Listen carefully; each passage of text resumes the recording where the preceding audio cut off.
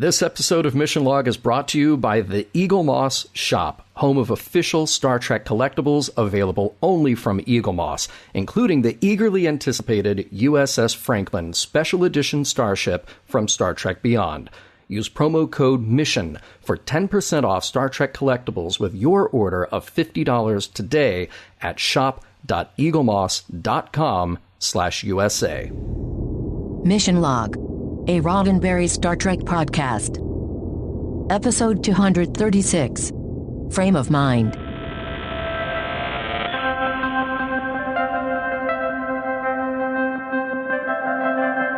Welcome into Mission Log, a Roddenberry Star Trek podcast. I'm Ken Ray. And I'm John Champion. Each week on Mission Log, we watch an episode of Star Trek looking for truths. Or do we? This week, Frame of Mind. The one where all Riker wanted was a Pepsi, and they wouldn't give it to him. All Riker wanted was a Pepsi, and they wouldn't give it to him. He's not the one that's crazy. You're the one that's crazy. He's not the one that's crazy. You're the one that's crazy. Ken. It may be time for another treatment. No, I'm good. Coming up, a bit of trivia, but first, a word from the Eagle Moss Shop and a thing about which I am very excited. John mentioned right before the show started. Yeah. This is exciting. I like this. So Eagle Moss, as you know, we talked a lot about the tiny little starships that they have. We've talked about the graphic novels that they have. They are the home of officially authorized stuff by CBS Studios. And what they brought us this week, it is it's the Franklin. I don't, there's words written here, but can I just say, I got very excited about the tiny little starships we had, and they are fantastic. We've both got a nice NCC 1701 as well. That's absolutely fantastic. When I saw Star Trek Beyond and I saw the Franklin for the first time, I thought to myself, I want that. I mean, not like the whole ship, but I'd settle for that. Yeah, why wouldn't you? Yeah.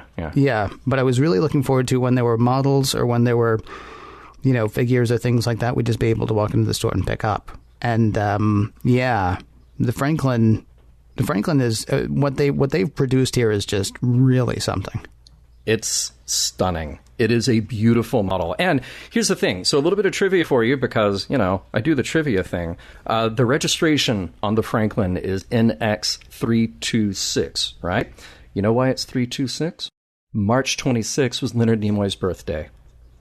Really? How nice is that? That's actually a very cool tip of the hat. It is a nice little nod to Leonard Nimoy. So the Franklin was the first Earth starship capable of Warp 4, if you know your Star Trek history. It mysteriously vanished while on a mission, only to be found by the Enterprise's crew years later, half buried on the planet Altamid, as depicted in the most recent Star Trek theatrical release, as you mentioned, Ken, Star Trek Beyond. Yeah, now what's really cool about this, too, is we've talked before about the attention to detail that Eagle Moss pays to these things. I got this Franklin, and I honestly thought that there was something wrong with it. Yeah. Because it was dirty. Why is it dirty, John? Because you just said it was half buried on a planet. The first time we actually see it, it's been laying on a planet under a bunch of rocks and dirt for a very long time. And so that is the Franklin that you get as well. Now, while this is not life-size, it is also not one of the tiny little starships either. Just under 8 inches in length, hand-painted, as I say, die-cast. Comes, of course, with that wonderful, the magazine, featuring product artwork and, highlights about the ship's history and design and things like that. Basically, if you've seen any of the Eagle Moss stuff, it is that level of quality, and it's the Franklin. All right, I'm just going to cut to the chase. All of you who are listening, you're going to go crazy when you see this. I promise you that. And we'll make it very easy for you to see it and order one if you like. Use the code MISSION today for 10% off Star Trek collectibles with your order of $50 on the Eagle Moss Shop. To order, visit shop.eaglemoss.com/USA and enter that promo code MISSION at checkout. That address again is shop.eaglemoss.com/USA and enter the promo code MISSION at checkout. And once again, we do sincerely thank Eagle Moss for sponsoring this week's show. We haven't done the send us pictures of your ships thing for a while. I wouldn't mind having those again. Yeah, well, if people want to send us pictures of their Franklin once they get it, or, whatever they get, because I was listening to the ad, it's 10% off your Star Trek collectibles order. It's not just the Franklin. Yeah, of $50 or more. So, I mean, you get your Franklin, you get your wall plaque, all the stuff you get, and then send pictures of all of it to us because, we get tired of looking at our own stuff and want to look at yours. The way to do that, by the way, a bunch of ways to get in touch with us. Hey, you can post your pictures to Facebook. You can put them on Twitter. You can send them by email. And I'm going to tell you how to do all that. Mission Log Pod is the address to find us on Facebook, Skype, and Twitter. If you'd like to leave us a voicemail, we would love to hear your voice. 323-522-5641 is the phone number to call. 323-522-5641. Pictures do not work that way, though, so that's the one way you probably don't want to do that. But we're coming back with another way to send them. Our email address is missionlog@roddenberry.com. Our show website, including discovered documents, is at missionlogpodcast.com. And please do remember, we may use your comments on an upcoming episode of Mission Log. Today's episode, Ken, frame of mind. Let's talk about trivia. It was written by Brannon Braga, so let's talk a little about where we are in the production cycle. We're coming up on the end of season 6. Maybe there's some burnout. There's a bit of a scramble at the end for what scripts will get pushed into production. And at least one of those scripts falls through. So Brannon had a very simple pitch, which was Riker wakes up in an insane asylum. And, well, furthermore, that insane asylum is on an alien planet, and he doesn't know where he is or who he is. Now, nobody really knew what to do with it. And it really wasn't the most popular idea. Still, Jerry Taylor is the one who pushed it through, and the writing staff broke the story in 3 days. Now, this is a huge risk.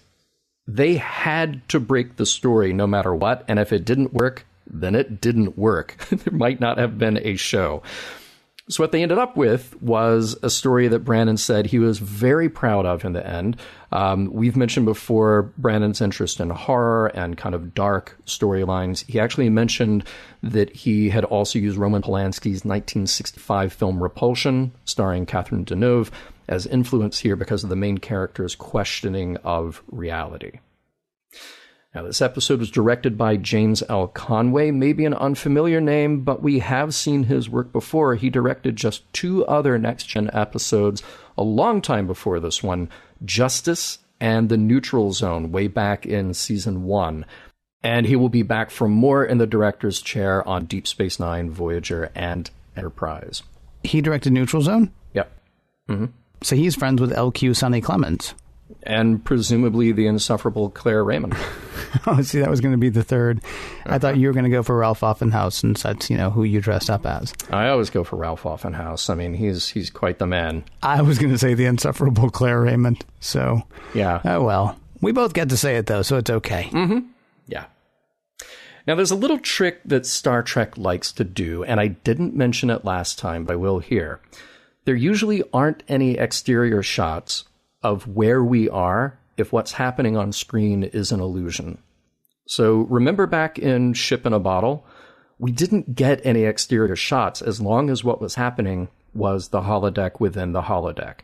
In this episode, we have no exterior shots again until the end when Riker is back on board. So it's a little bit of a tip-off as to what's happening and where they are in physical space. Now, let's talk about guest stars. We have Andrew Prine as Suna. Andrew has been working as an actor constantly since the 1950s when he starred on Playhouse-type shows and then TV guest spots. His background also heavily comes from live theater, and he appeared on a lot of classics like Dr. Kildare, The Virginian. He was in the original 2 miniseries V and V, The Final Battle. And he also appeared in the 1962 film The Miracle Worker as James Keller.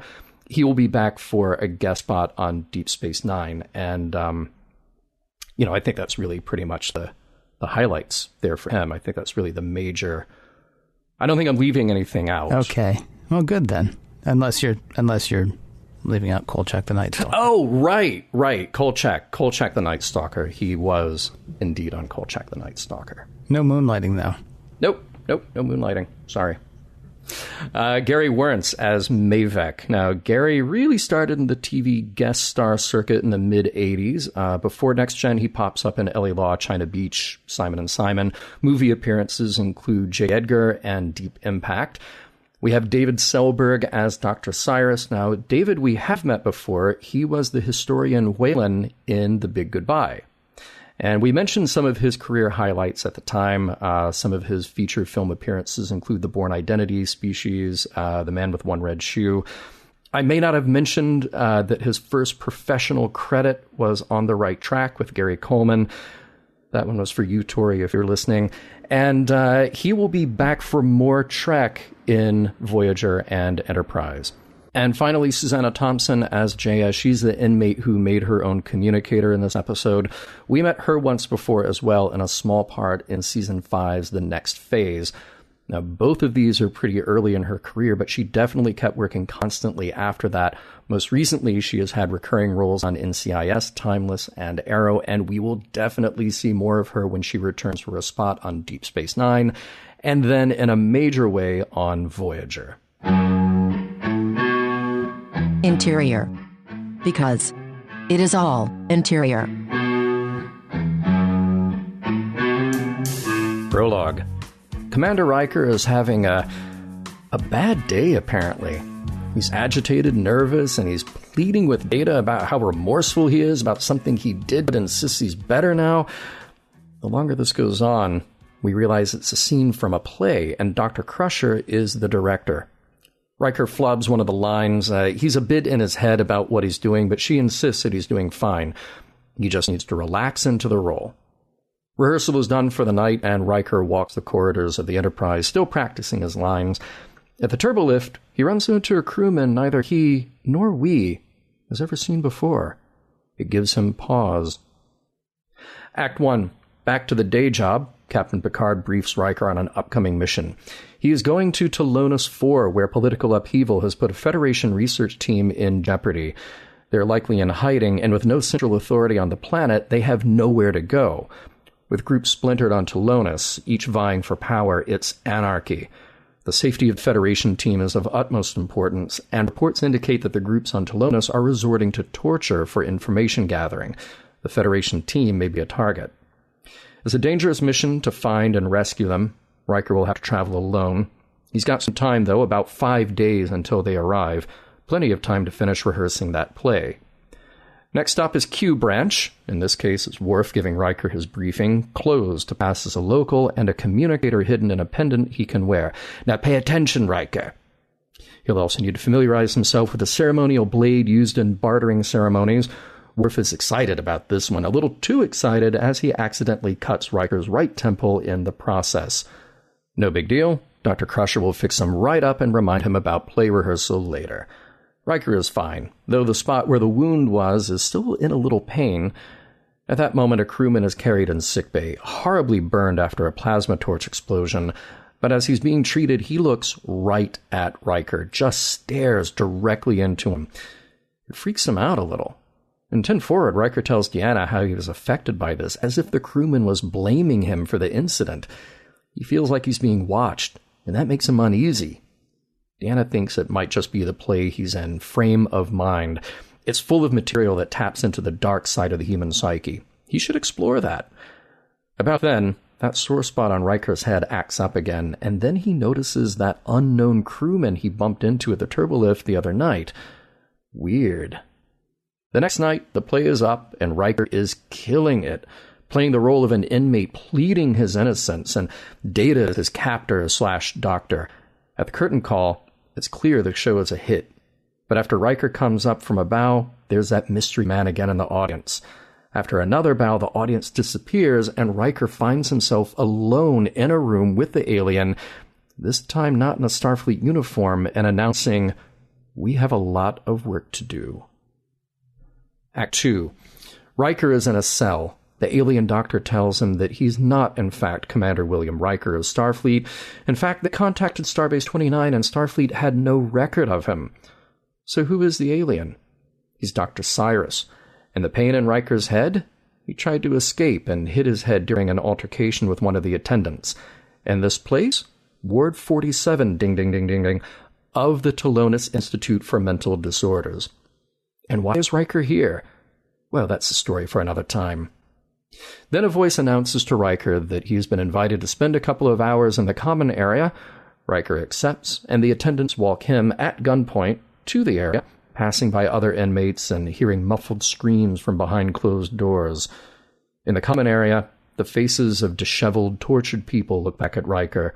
One of them, a woman, approaches Riker quietly and tells him that she too is a Starfleet officer from the Yorktown and is working to get the dozen or so abductees back to safety.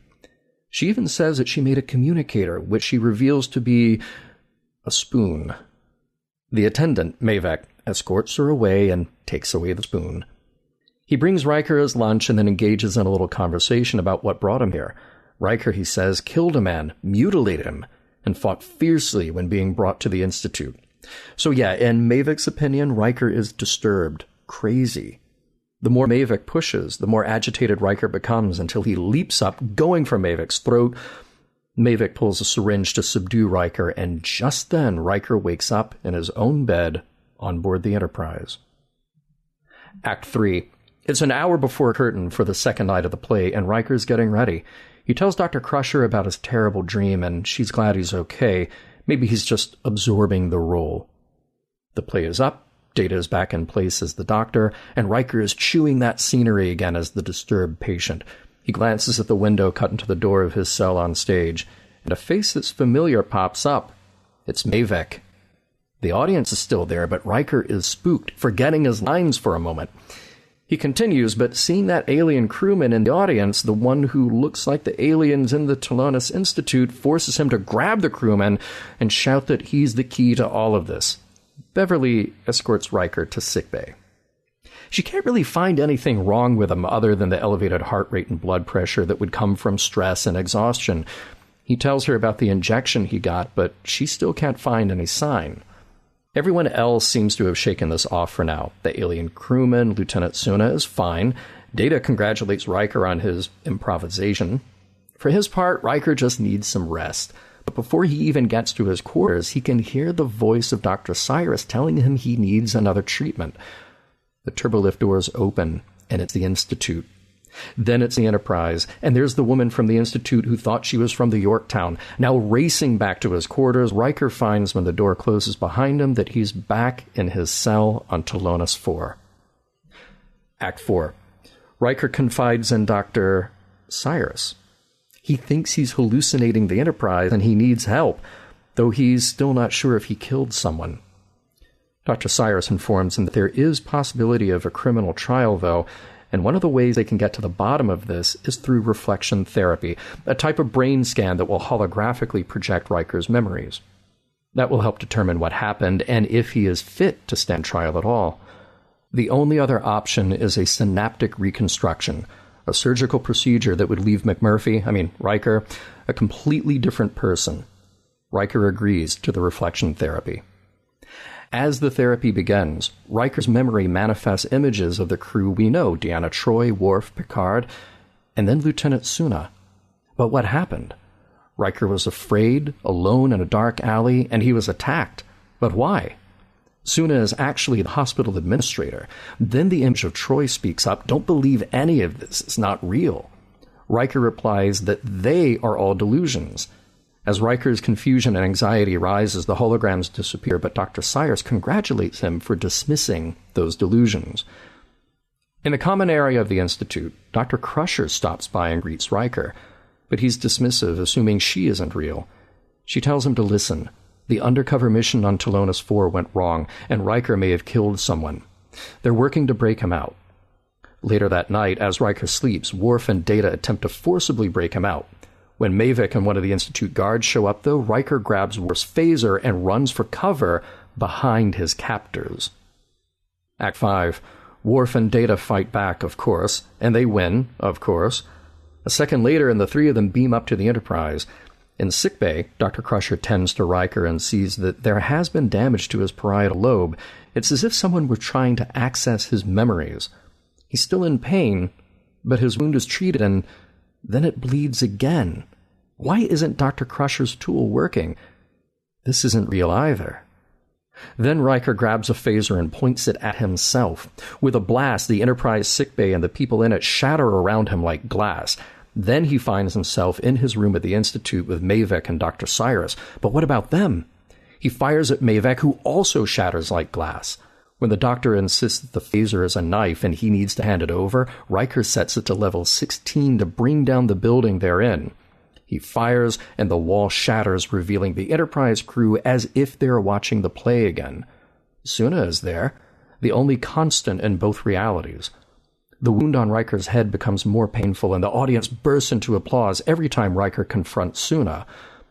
Turning to the door of his cell, that reality shatters, and Riker finds himself restrained on an examination table with a probe stuck in his head on his right temple. On a table nearby are his tricorder, the ceremonial knife, and the communicator Worf had made for him. Oh, and a Sig water bottle, because you should only travel with the best. When the Doctor realizes he's conscious, Riker makes a break for it, grabbing the knife and then using the communicator to demand an emergency beam out. Safely back on board the real Enterprise, Riker has been treated by the real Dr. Crusher this time, and he seems to be really okay. The story is that Riker had been abducted 2 days into his mission. After that, he was drugged, and it may have been an attempt to gain information about his mission. In any case, his subconscious was grasping for any hints of reality to keep him sane, which is why he kept jumping from one reality to another. He's going to need some rest, of course, but there's one last thing he needs to do. On stage, Riker insists to Dr. Crusher that he has to do something. She leaves, and then by hand, Riker starts to tear away the set walls of his cell. The end. You left out the part where the top was spinning on the table at the end of the show. Oh, yeah, well, of course. Yeah, and it just keeps going, and then cut to black. Yeah. Mm-hmm. Yeah, we assume it stops at some point. Mm-hmm. Well, maybe. We don't know. Hey, what happened to Riker in his first year at the Academy? Why do you ask? I mean, I have ideas about what Riker did in his first year at the Academy. Because she said something like, didn't she say something when they were talking about the play? Mm-hmm. She said something like, you feel like the whole world's against you. And he said, like, in my first year at the Academy. Oh.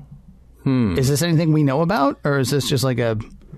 Yeah, just like a thing that they just dropped off there for us? Yeah, they just kind of dropped it off. I mean, maybe it was more daddy stuff, you know? I mean, it...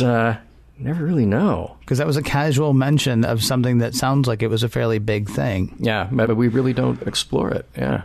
Unless it was just a weird little thing that was not left for us by the writers, but left by Riker for the people that were trying to get at his memories. Yeah. Like maybe that was he was trying to give them a little side thing to go down. Oh, yeah. Like my first year at the Academy. And they're like, oh, what's this Academy stuff? Yeah, Let's go look for that instead of his secret mission. We actually don't know him, though, and we're not invested. So maybe we should just look for the secret mission stuff and leave it to other people to worry about his first year at the Academy. And they would come back and they were like, we learned so much about Boothby. That's valuable information. You know? Nice. Who doesn't remember him? Right, of course. Because Boothby's like that. Yeah. Boothby don't care. Yeah. I want to say that as a guy who has worked on many plays, I do think that, ideally, the holodeck in the future should be used for theatrical productions. I just don't know why they're in 10 forward. You got to build a set. Guinan's got to move out for a little while, and people can't get drinks. Just go to the holodeck. Well, I wasn't sure that they were in 10 forward, but I will say I do understand why you have to build a set. Well, they weren't literally in 10 forward, but yeah, on the show in production reality, they're using the 10 forward set. Yeah. Right. But I mean, here's the thing. We don't need actors either, right? Yeah. Everybody's happy. Everybody's cool. We could go just to the holodeck and watch a production of Frame of Mind starring Al Pacino, right? Or whoever it is that we want to be in it. I'll make up some actor like they would on Star Trek. We could watch it with Orson Welles or Al Pacino or Garlock Mon. Any number of people we could actually see in it, right? He was my favorite. Yeah, Garlock. I mean, he really brought something new to the part. Something we hadn't really seen since. Since Kevin Nealon did it. It's so one of his last performances. He lived much longer than we expected, too. Yeah. No, but here's the thing. So lately I've been making paper, and my dad was a woodworker. He actually, I say he was a woodworker. He's still alive. He just doesn't do woodwork much anymore. And I can buy all the paper I want. And, he can buy all the chessboards and bassinets he wants. Those were some of the things that he made. Little boxes and things like that. Yes, you can just recreate all this stuff, but you can also just watch somebody else. Why does Riker want to act? Why does Beverly want to direct? And then there's probably somebody who's like, yeah, sure, we could just go to the holodeck, but I think I could actually build you something. And I would like to build you something that would do this. So, I mean, you know, the theatrical arts in all of their forms are alive and well in the 24th century is what I'm saying. Maybe it's my bias. I mean, I get why in the 24th century you would want to act. I mean, there is something about getting into a role and studying a script. And as Deanna says, you know, touch on to that part of your psyche. I guess I was always the actor who skipped stage crew. You know. You never wanted to work tech. I get it. You never wanted to work tech. Yeah, I didn't want that. But here's the thing. With a holodeck, you could actually construct a set that has all the problems of a real set. You could like have sawdust. You could have nails exposed coming out of the back. You were just terrible. You were just terrible. You know, with a holodeck, you could also have real actors instead of the first in command or second in command. Yeah, that's true. I mean, I'm just saying, I mean, there are things that people want to pursue. And so, you know, you're just eliminating the parts that you don't care about. Well, again, my show, my holodeck, right? Well, that's true. That's true. I did wonder, though, like, why not build the set on the holodeck anyway? Mm-hmm. And then you could just have, like, nice seats. You could put them in a real theater, but you could still leave the stage part blank. So, like, you could be watching Riker in the old Vic with, like, you know, beautiful seats and a wonderful proscenium, and still a crappy set built by somebody who's got to pull a shift in engineering that they didn't expect to, so they don't have as much time to build the set as they had hoped. I will just share this one little story. I worked with a director one time who twice in 2 different plays had open flames on set, and both times caught the set on fire. So I think that's a great thing for a holodeck to be able to reproduce, but safely, you know. Yeah. But can we go to the part where somebody actually let him do that a second time? Yeah, well, it was a different state, actually, where that happened. So, yeah, he didn't. Oh, no, I've done this before. It worked out fine. Don't worry. Yeah. Most nights, the set didn't catch on fire. Yeah, exactly. There's a moment that just sort of...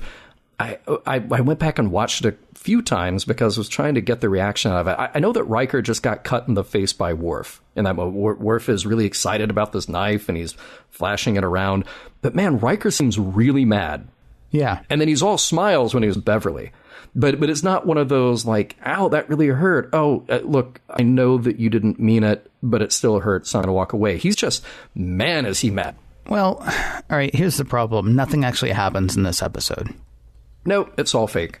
Right. So, I mean, he had actually been all smiles with Worf before Worf cut him, right? Mm-hmm. Like, Riker's like, I need to bring some extra boots. And Worf's like, dude, you're not taking this seriously.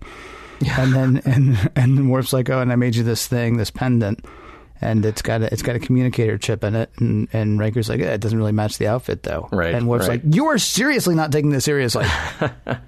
So, I mean, at that point, you know, then when Worf cuts him, yeah, I can kind of see Riker being just a whole ball of confused emotion at that point because he was trying to be funny and, you know, Worf's not. And then Worf cuts him and, you know, he's not going to laugh that off, really, for a couple of reasons. First of all, he could have put his eye out. Could have, yeah. And additionally, Worf's been kind of weird the whole time. Yeah, but look, if Picard can get stabbed through the heart and lay there on the floor for several minutes until somebody comes by to help him out and put in a new heart, I'm okay with Riker losing an eye. He's going to be fine. Gonna be fine. Right. Yeah. Maybe if he had actually lost an eye, he'd just be there laughing his fool head off. Mm-hmm. Not unlike Picard. I couldn't help thinking about Raising Arizona in this episode. There were lots of like 80s references in this episode. Like the thing at the top of the show, that's Suicidal Tendencies, Institutionalized. One of the earliest punk songs I remember. And then there was a bit of Raising Arizona where, you know, the Dr. Cyrus, I guess it is, says, you're not just telling me what I want to hear, are you? And I was thinking about the part where they're like, you know, where they've got Hi, H.I. McDonough, you know? Mm-hmm. Mm-hmm. And he's saying, I'm all better now. I'm never going to rob again. And they're saying, you're not just telling us what we want to hear, are you? And he says, no, sir, no way, no how. And they say, well, we just want to hear the truth. He says, okay, well, I guess I am telling you what you want to hear. And they say, didn't we just tell you not to do that? Yeah. Actually, but I mean, I've always loved that. Right. It's very funny. But it's also like, I mean, it really does sort of illustrate the problem that Riker has entirely. I mean, as in the prologue as well, right? Like, I'm totally fine now, and I own up to what I did. I just want to go free. You don't think you should be tried? I don't think I did anything, but you said you owned up to what you did. really, I'm good. Right. But it's not going to. Right. And over in the corner, there's a spinning top. See, this is a good illustration of how our minds work. The spinning top, for sure. You go to Suicidal Tendencies. You go to Raising Arizona. For me, at the end of the episode with Deanna explaining what happened to Riker, I went to Dr. Hans Zarkov, saying, as I was going under, I started to recite Shakespeare, the Talmud, the formulas of Einstein, anything I could remember, even a song from the Beatles. It armored me, girl. They couldn't wipe those things away. Yeah, ring a bell? No? Well, I know who Dr. Hans Zarkov is, so I know you're doing the 1980 Flash Gordon. I just can't believe you can quote anything from that movie. Dude, Lorenzo Simple Jr.? Oh, yeah. I understand what you're saying. I know. You keep telling me. That is an and I keep saying... infinitely quotable movie. I don't get it. All right, spiny lobefish. Yeah. So big, important question here. I don't know where the hyphen goes. So are the lobes spiny or is the whole fish spiny? And most important question, can you deep fry it? Yeah, well, you can, but the problem is the spines. Personally, I'm a bigger fan of lobe spinefish because, that's just like it's a spine, but with tons of lobes on it. Yeah. You fry the whole thing, you just pick those off and eat them. Yeah. More meat on the lobe spinefish than on the spiny lobefish. Good. And I think lobe spinefish was a vaudeville guy. So even better. I'm glad that, Riker does that really fast beam out at the end. He's holding the knife and he's like, emergency beam out. And it's a good thing Worf was on duty at the time. We have no idea what time of day it was. Because only, a couple of weeks ago, Picard walks under the bridge. It's 3 a.m. Everything's shut down. Data's in the seat. Data doesn't have a care in the world. And it could have taken 45, 60 seconds to beam Riker back up. Well, if O'Brien at work has taught us anything, there is always somebody standing in the transporter room just in case. Just waiting. Let's see. Oh, and we learned that Dr. Crusher has repaired the damage to Riker's long-term memory. I'm glad that we cleared that up in one line of exposition. We're just going to fix memory. Boom. So theoretically, he remembers everything, right? Both short-term and long-term. Yeah, which then raises an interesting question about what actually happened on Talonis 4. Okay, so Riker did fight back with the knife, and he says, I managed to get one of them off me. Yeah. So did he kill a guy? Okay. Don't worry about it. Because you just... We're up. Okay. All right. Done. I am surprised that John did not mention the cost savings in this episode. By having Riker imagine everything, the production must have saved a lot of money on actors.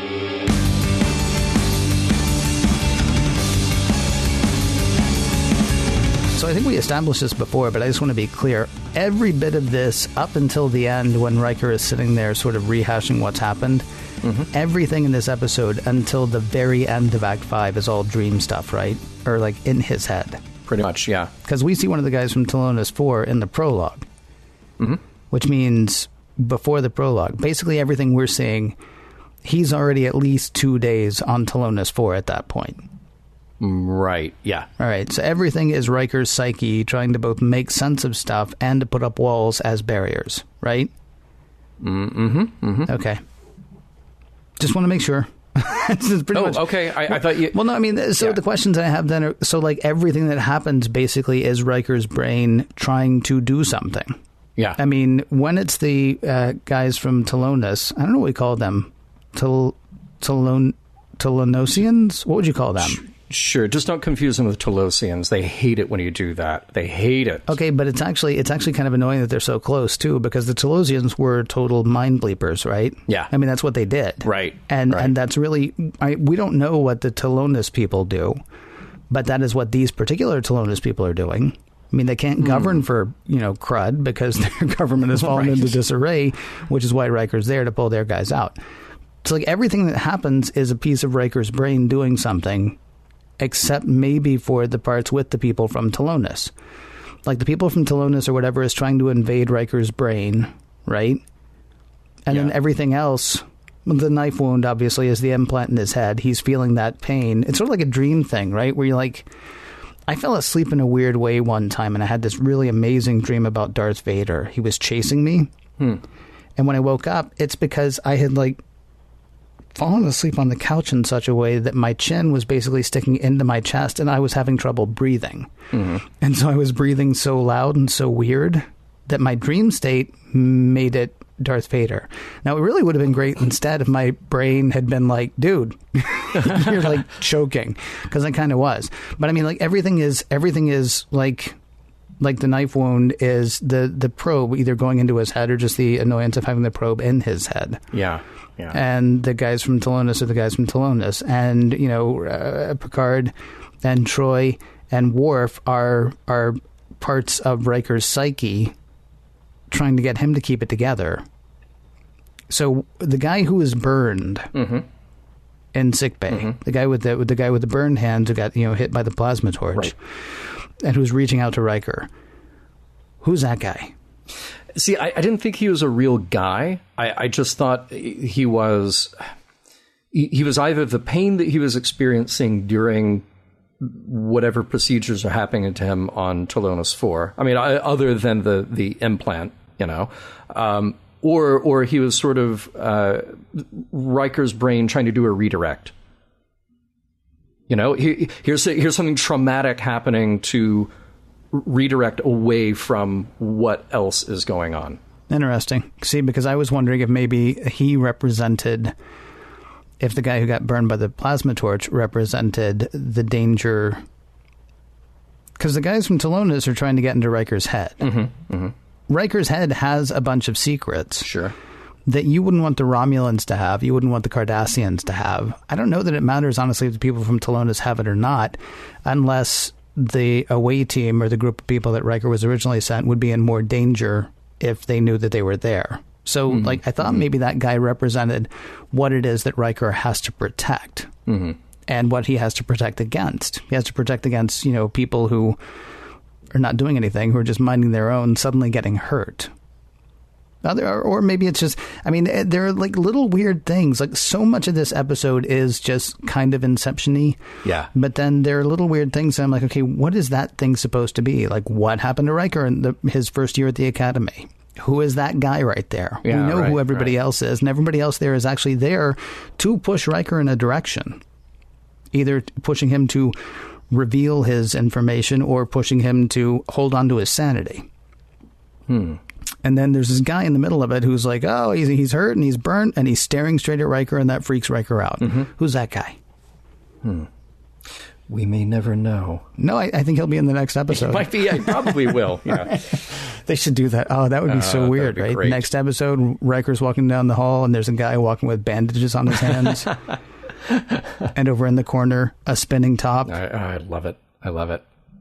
I think that this is an episode where, you know, there are cool things that happen, but I really want to talk about character and treatment of this character, because Next Gen, up until this point, has really had maybe two types of shows. You have the overall ensemble pieces where everybody plays their respective role, and then the Picard pieces where all the dramatic weight, all the action is centered around Picard's story.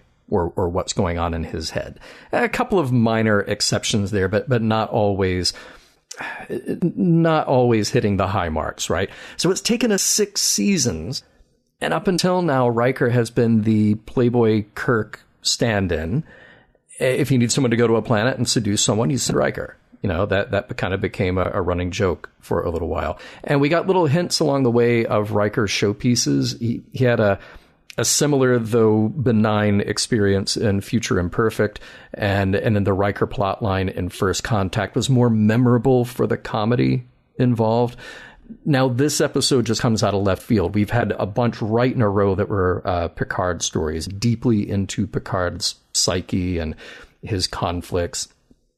And here we have Riker alone on a dangerous mission, and what's more, the mission fails.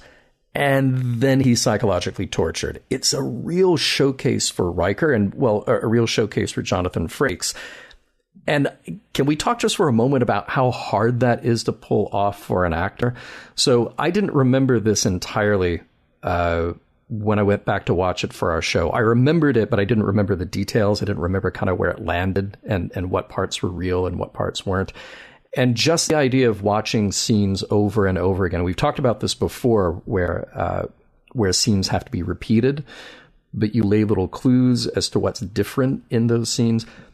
Just seeing Frakes play Riker, play the role in the play within a play here, in Frame of Mind, to see him hit these different notes as he gets more and more tortured, absolutely fantastic. And I feel a little cheated that we didn't get more and better stuff out of Riker up until now. I mean, we're 6 seasons. We're coming up on the end of 6 seasons here, you know? And it's like, oh, yeah, we just remembered that we have this other really good actor here who can do things other than cock his head and wink at the girl and, you know, pull a phaser. So it's a cool moment for Star Trek to be able to stop and not just focus on Picard the entire time. I love Picard. We always say it's redundant when we talk about how good Stewart is as Picard. Yeah. But now we get to see that another actor is really good, too. It's kind of nice. Well, it's interesting. I think you're forgetting a bunch of episodes, but largely because they're fairly forgettable. Mm-hmm. I mean, when you say it's either Ensemble or it's Picard, I think about The Child. I think about what was the two-parter that we just did recently, where, I mean, the second part was all Worf down on that planet with the Klingons and the Romulans. I feel like the problem with a lot of those episodes, though, is that there's not a whole lot that's pushing the character beyond what we know about them. You know, it's one thing when you take an episode like The Inner Light or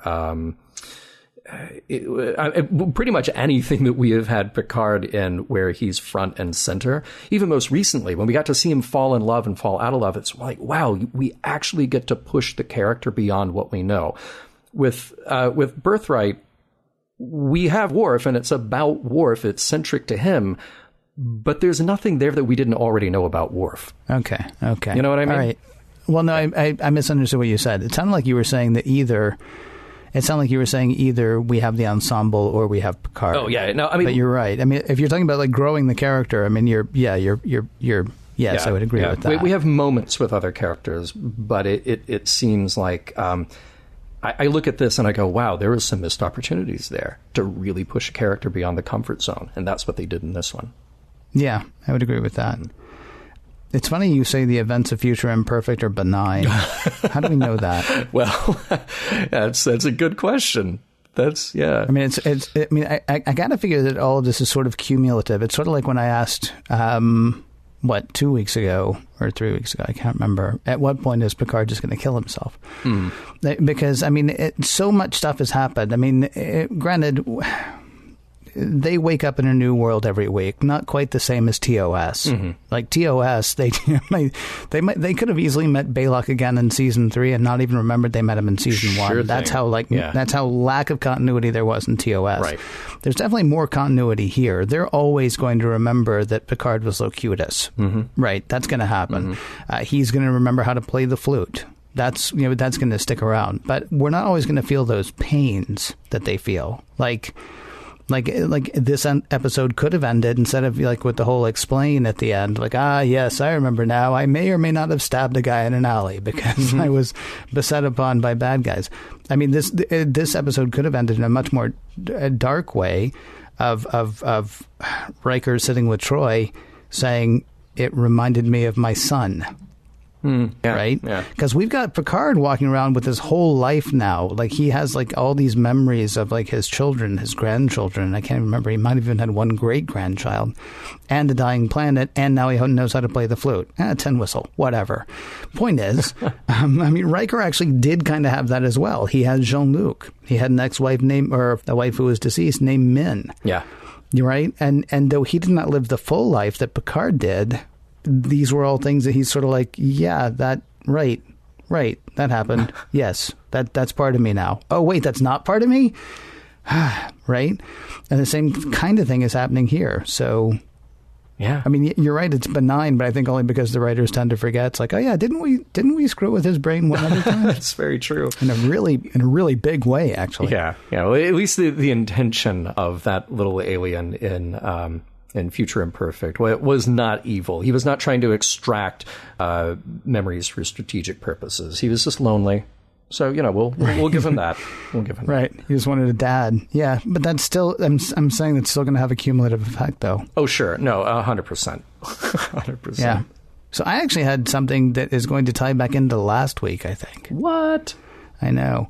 Is this whole episode an exploration of the Kurlan Naskos that is Commander Riker? Oh. The many voices inside him stand up and applaud when he does something right? Uh-huh.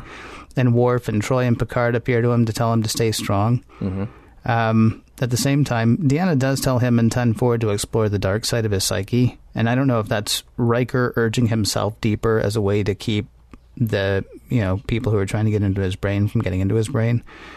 Or if it's those guys actually, trying to get into his brain more deeply. But yeah. I couldn't help think of the whole Kurlan Naskos thing. With, so there's Riker. But then when we look into Riker's head, there are all those people sitting there watching him. What's he going to do? And, offering encouragement when he goes in a good direction. And, offering him discouragement when he starts to head in a bad way. I thought it was just kind of I'm really digging the Kurlan Naskos. You are, comes down to. I'm digging that. Yeah. That whole idea has actually stuck with me since we recorded that episode. And as I was watching this week, when it's like, once we get to the end and we realize there has not been anybody in this episode that we've actually seen doing anything except for Riker. And yet he's interacted with so many other voices. Yeah. And again, sadly, he took it out of the box, but at least he made good use of it. I think the Kurlan Naskos make a big comeback, and I'm going to give you the credit for it.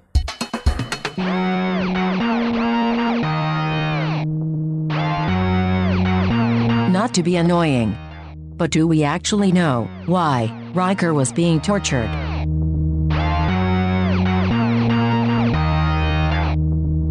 All right, Ken, so I just stepped outside so I could get a nice exterior look at where I am to sort of ground myself in time and space, remind myself that hopefully, this last segment, this is the one where we're actually back in reality. I don't know about the other stuff. The other stuff could have just been a dream. There's still a top spinning on my desk. But all of this means that we've gotten to the point in the show where we get to wrap it up and we get to ask ourselves if the episode holds up and what maybe are the messages hidden within the show or within Riker's psyche. So, Ken, I'm going to pose it to you first. Does this episode hold up? From a production standpoint, I would say yes. From an acting standpoint, I would say definitely. There was one stupid thing in the episode, where Data comes up and says, oh, nice use of improvisation. Okay, well, that's dumb. But honestly, the rest of the episode is really well written and really well produced. And I'm going to go back to where I was a few months ago when we were recording the show. I'm conscious of the fact that we're under 35 stories with these characters now, maybe under 30. And I'm kind of getting tired of blowing them. This is an interesting episode, and I like the whole Kurlan Naskos added idea, I suppose, and it's kind of fun, and it is trippy, and each time I watched it, I got to the end saying, I'm really not sure how many layers down we were, or if it even worked in terms of layers, or if it was always just Riker, surrounding himself with what's not real versus what's real. Mm-hmm. It's fine. It would be better if I knew that I had so many more stories. But we're running out of Enterprise. Well, until we get to Enterprise.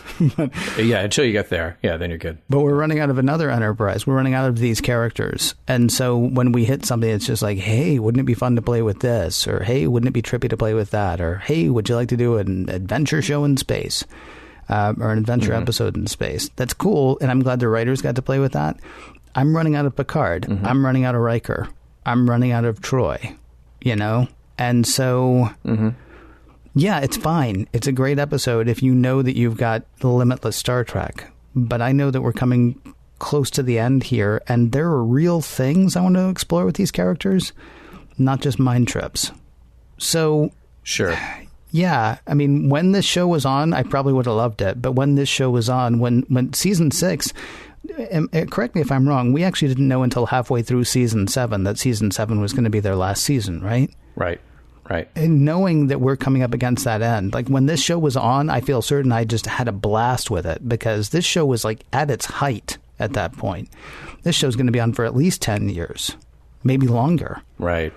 And so now that I'm watching it, watching it against a stopwatch, episodes like this are kind of starting to frustrate me a little bit. Not that there's anything wrong with the episode at all. There's absolutely nothing wrong with this episode. So I'm maybe actually, though I am one of the 2 people that has to be asked this question here, I might be the wrong person to ask. I'm now holding every episode against the best that Star Trek has to offer. Sure. Or the best it's had to offer so far. And if it tries that and misses, I still applaud the attempt. But if it doesn't even try that, then I'm like, you wasted a week and I've only got like 28 more weeks left or 30 weeks left, So, yeah, it's fine. I'd say production-wise it holds up. Story-wise it even holds up. It's just that I'm sort of sorry that knowing that we're coming to the end, that we're not doing a deeper exploration. But maybe, again, too, that could also come off of last week was a very Star Trek-y message. What's that? Can't remember the name of it, of course. I can't remember which episode it was. It's the one with the Kurlan Nazgos. It's the one with the chase. With Galen. The chase. Not the paper chase, but the chase. Yeah.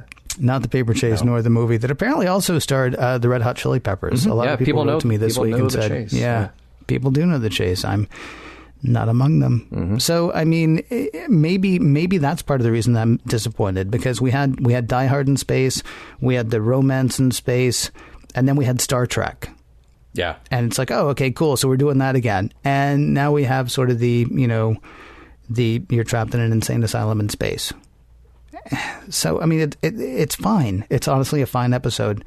Except for the part where I'm not just looking for fine at this point. I'm looking for philosophy, because the philosophers are packing up. Yeah. What about you, though? No, I get it. I get your frustration with it. And like I was saying in the last segment, I kind of feel like it is playing catch up a bit. It's like, oh, well, wait, we just remembered we have these other great characters that we can do things with, when maybe you could planted this episode in season 3 or season 4 and allowed that character to develop the way that we've allowed Picard to develop. I get it. However, I think I'm not as frustrated as you, because I just really enjoyed the ride of this episode. It is dark. It's really dark. And I love to see that every now and then sort of interject itself into Star Trek. And it's another place where Star Trek isn't just one thing. It's a format to tell a lot of different types of stories. This one is about the human mind, perception, reality, and it is an incredible showpiece for Jonathan Frakes.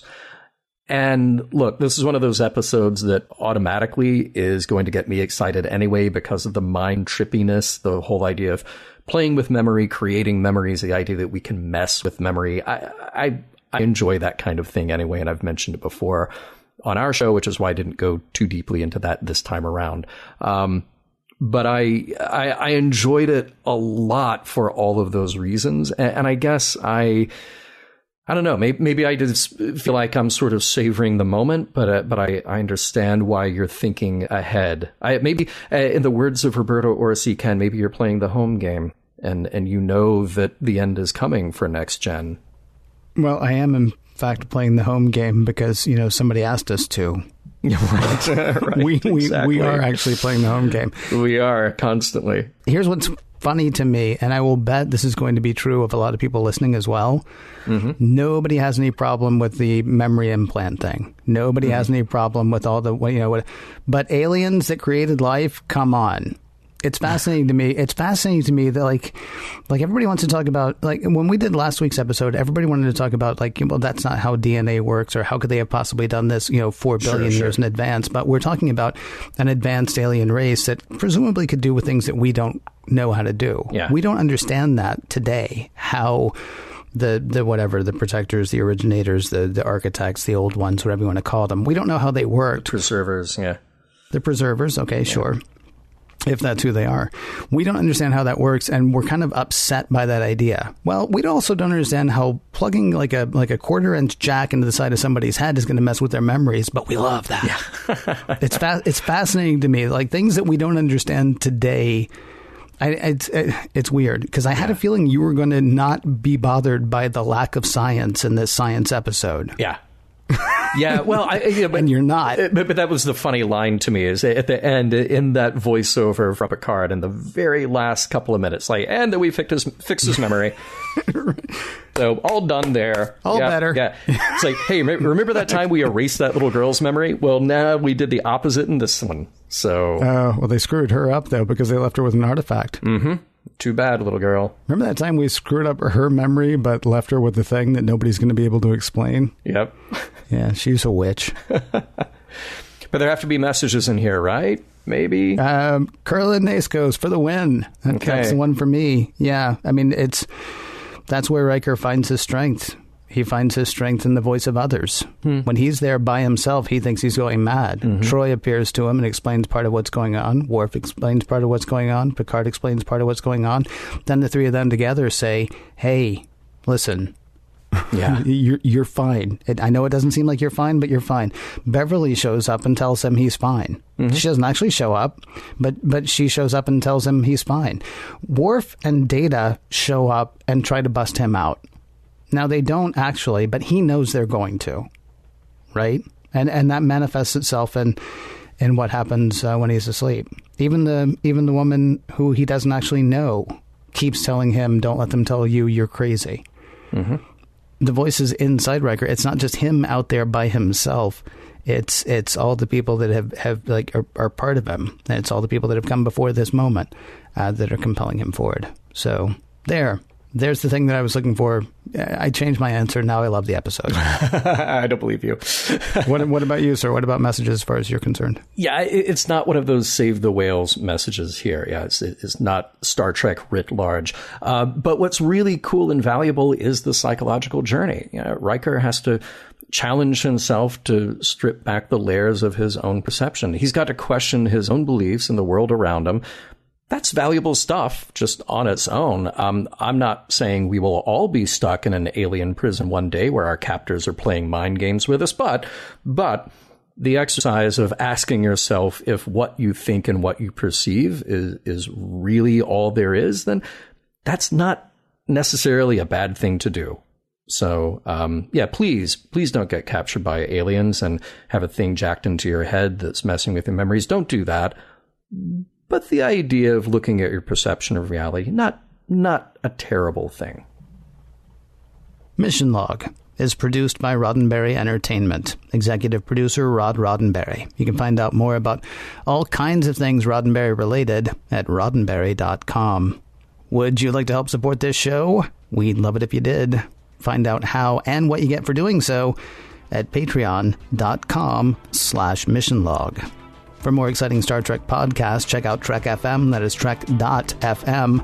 And for the latest in Star Trek news and discussion, be sure to visit trekmovie.com. On the next episode of Mission Log, Suspicions.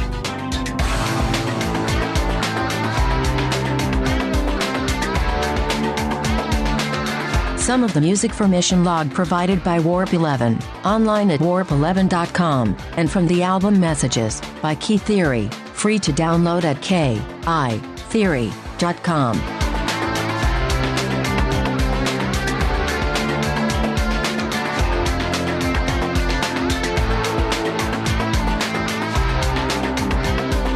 If you will pardon me, I have to go see if the top on the table has stopped spinning. End transmission.